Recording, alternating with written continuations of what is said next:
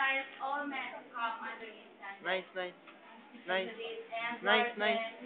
with riches, honors, powers, all that ministers, the last and kind of Salamat, ha. men. Christ and Evangelary invite all to fight under his standard, but he offers no worthy allurement.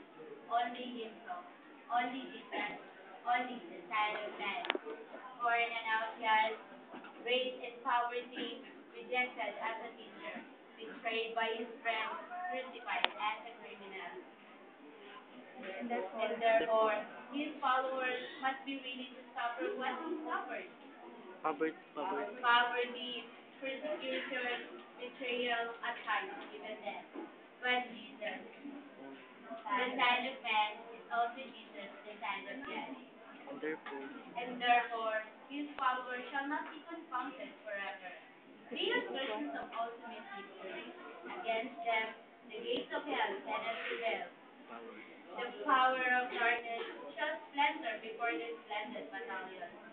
But battle scarred, but resplendent, they shall enter to glory with Christ, The their king. King. Two armies, two thunders, two generals.